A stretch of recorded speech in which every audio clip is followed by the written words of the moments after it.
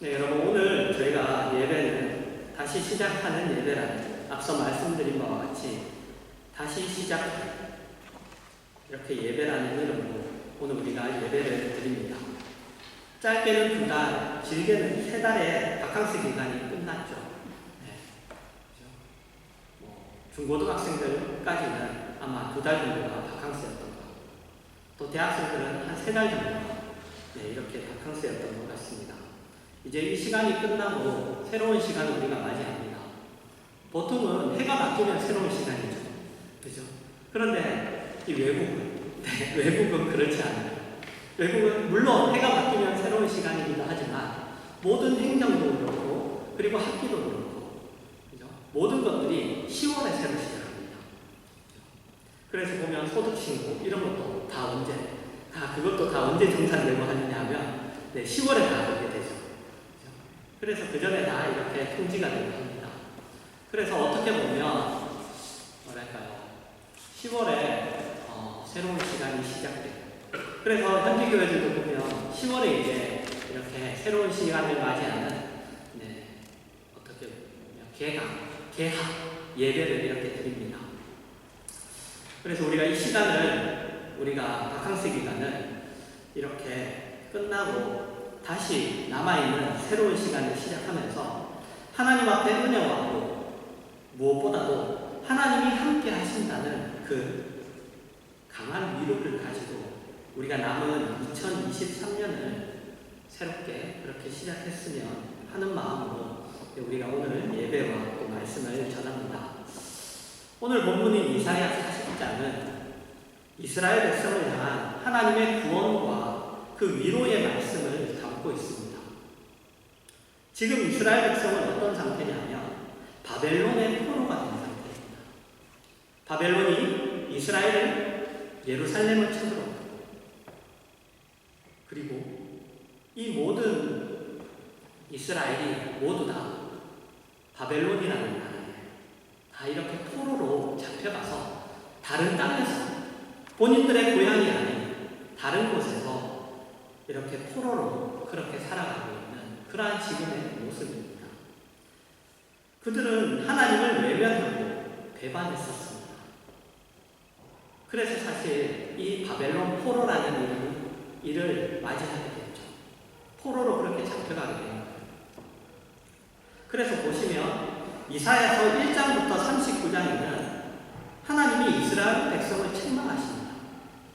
그리고 그들에게 화도 내시죠. 그리고 벌하시기도 하십니다. 그런 기록들이 이렇게 기록되어 있어요. 그리고 40장부터는 그들을 향한 그럼에도 불구하고 그들을 향한 하나님의 위로와 구원과 그 회복의 그 약속이 기록되어 있습니다. 그래서 이사야 40장 그 시작을 보시면 이렇습니다. 1절과 2절을 제가 읽겠습니다. 너희의 하나님이 이르시되 너희는 위로하라. 내 백성을 위로하라.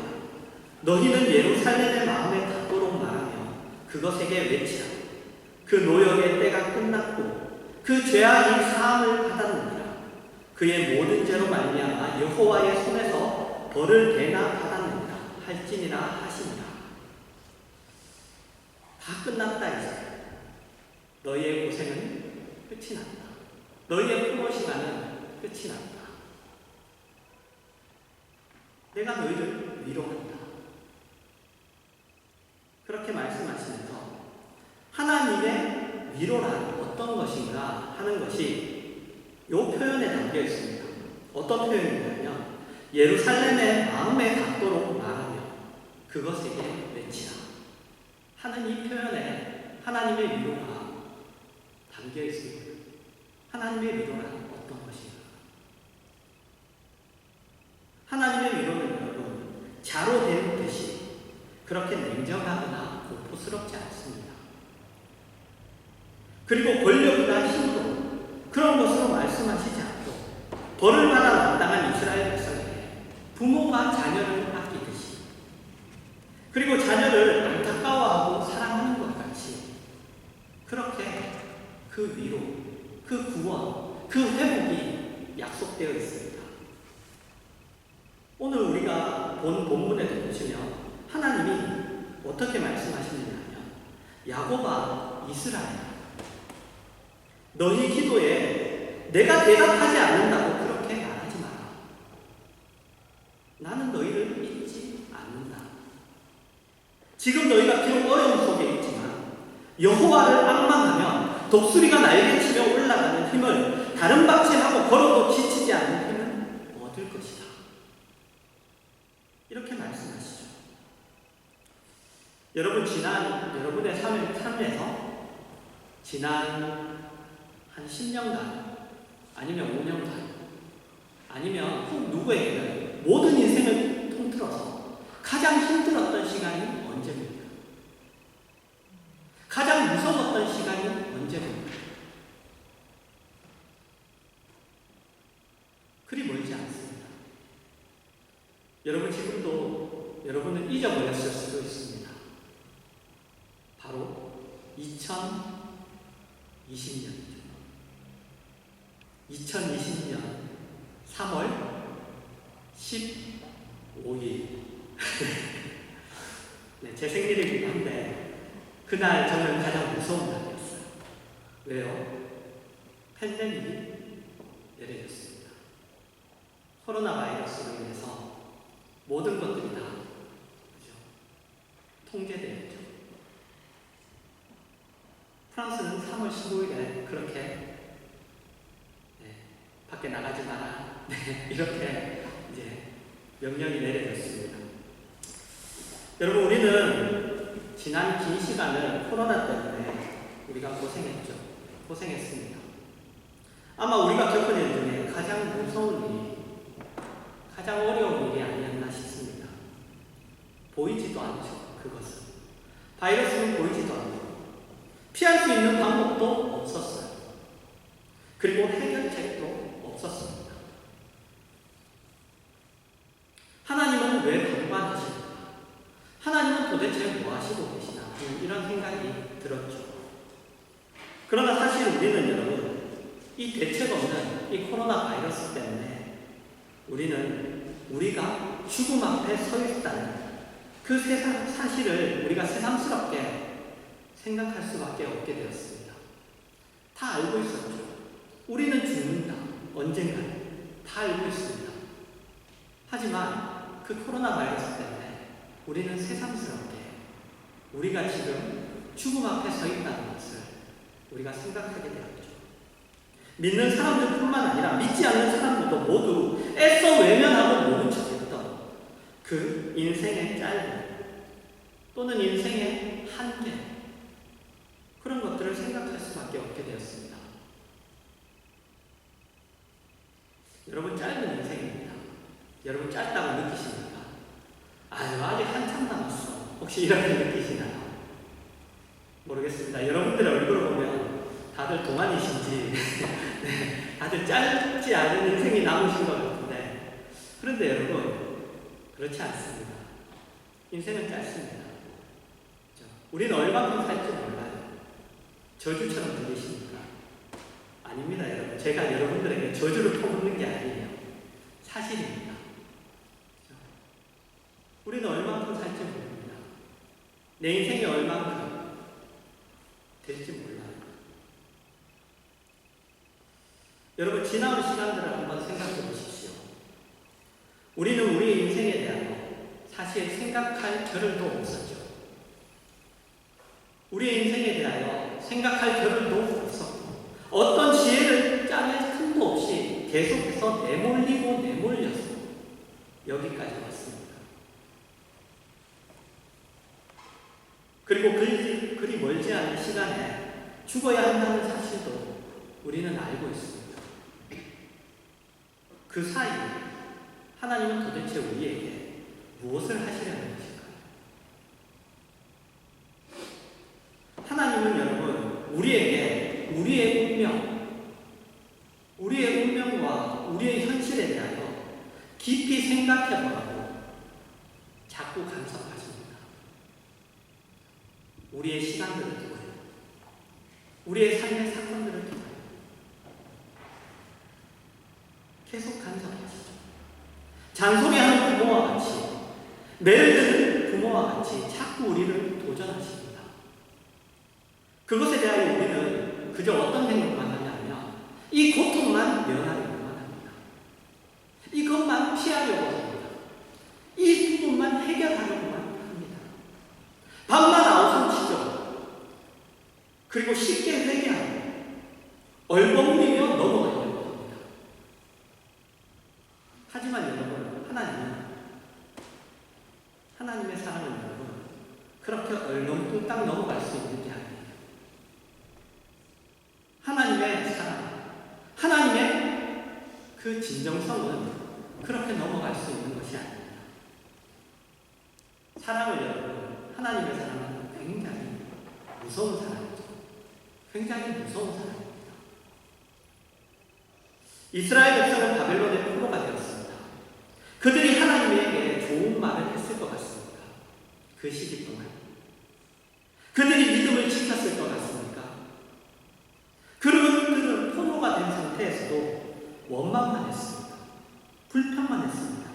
우리가 믿는 하나님은 도대체 뭐 하시고 계십니까? 우리의 이 어려운 형편을 왜 돌아보시지 않으십니까? 이 세상의 힘을, 이 세상의 이 어려움을 왜 보란듯이 짠 하고 해결해 주시지 않으십니까? 우리의 기도에는 왜 대답하시지 않고 외면하십니까? 여러분, 이스라엘 백성이 몇 년 동안 바벨론 포로가 되었죠? 70년입니다. 70년. 어떤 사람은 포로로 태어나서 포로로 죽었어요. 꽤 긴 세월입니다. 그러나 그들은 나중에 여러분, 하나님이 어떤 분이신지, 내가 맞이하는 현실이, 내가 살고 있는 이 현실이 무엇인지 깨닫습니다. 하나님의 신실하심과 하나님의 약속들은 우리가 생각하는, 우리가 상상하는 것보다 큰 것입니다. 그리고 예수를 믿는다는 것은, 하나님을 안다는 것은 여러분, 우리에게 지혜이고 우리에게 명예입니다. 우리에게 자랑입니다. 그것은 복되입니다. 그러나 현실은 우리를 경쟁하게 하고 시기하게 하고 원망하게 하고 분노하게 하는 일들로 내몰아서 우리로 하여금 아주 보잘것없고 기약할 것이 없는 그러한 인생을 살게 만들죠. 그러나 여러분, 다시 생각해봐야죠. 다시 생각해봐야죠. 우리는 여러분 늘 쉬운 답을 바랍니다. 해결해 주시고 이걸 걷어주시고 없애주시고, 그런 식으로 우리는 늘 쉬운 답을 바라요. 고민할 것도 없고 놀랄 것도 없고 걱정할 것도 없는 것만 우리는 바랍니다. 우리는 그것이 전부죠. 우리에게 그것이 전부입니다. 그러나 하나님은 우리에게 그러지 말라고 하십니다. 그러지 말라고. 야곱아, 이스라엘, 너희는 나를 도대체 누구로 알고 있느냐? 내가 너희 조상들에게 했던 일들을 다시 한번 생각해봐라. 그리고 지금 너희가 가지고 있는 현실을 봐라. 거기는 힘 이외에 다른 가치가 없다. 너희도 거기에 붙잡혀서 하나님은 왜 더 큰 힘으로 이 세상의 힘을 누르지 않는가라고 하는데, 도대체 힘이 어떤 가치가 있냐? 힘이 도대체 어떤 가치를 가지고 있냐? 힘이 거기에 무슨 진리가 있냐? 거기에 무슨 영광이 있냐? 거기에 무슨 생명이 있냐? 거기에 무슨 자랑이 있냐? 거기에 무슨 기쁨이 있냐? 봐라. 한번 봐라. 너희는 늘 너희가 피해자라고 외치지만, 그것이 불만이지만, 그 가해자들이 얼마나 한심하고 얼마나 아무것도 아니고 얼마나 허망한지 좀 봐라. 여러분, 그것이 바벨론 포로입니다. 그것이 바벨론 포로예요. 우리는 코로나 바이러스 때문에 무엇을 보았죠? 우리는 코로나 바이러스 때문에 여러분 그렇게 우리가 부러워하다. 우리도 지금 선진국이죠. 하지만 우리가 그렇게 부러워했던 그 선진국들의 그 무력함을 봤습니다.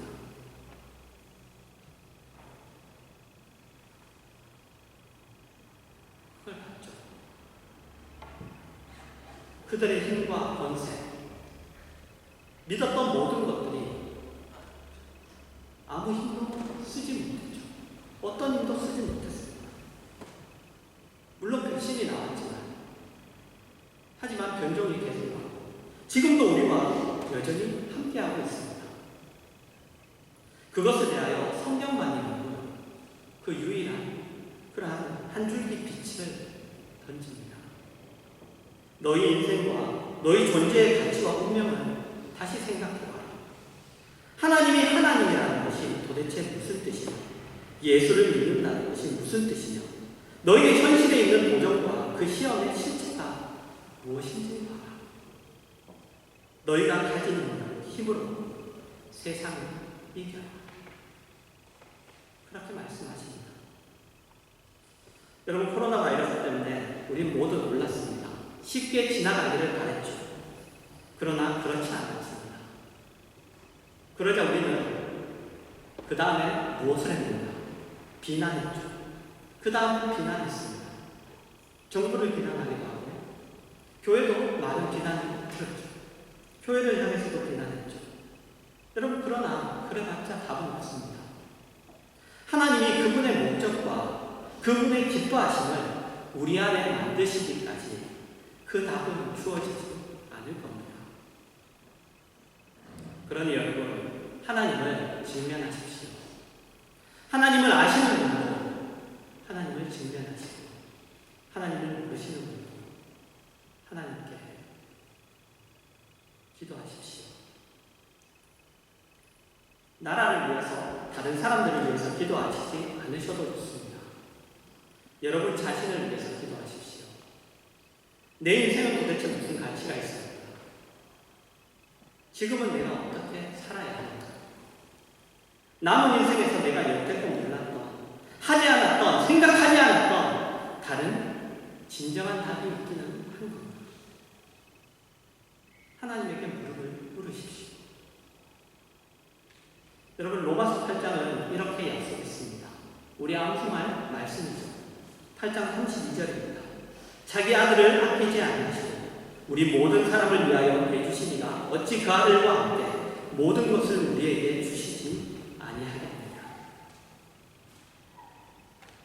여러분, 하나님이 누구신지, 내가 그분의 사랑을 받는다는 것이 무슨 말인지, 나를 믿으라고 찾아오시는 하나님이 도대체 나의 인생을 무엇을 만들려고 하시는지, 여러분 자신의 존재와 운명과 현실에 대하여 귀하고 놀랍고 복된 답을 찾아내는 누리는 남은 인생이 되도록 여러분 다시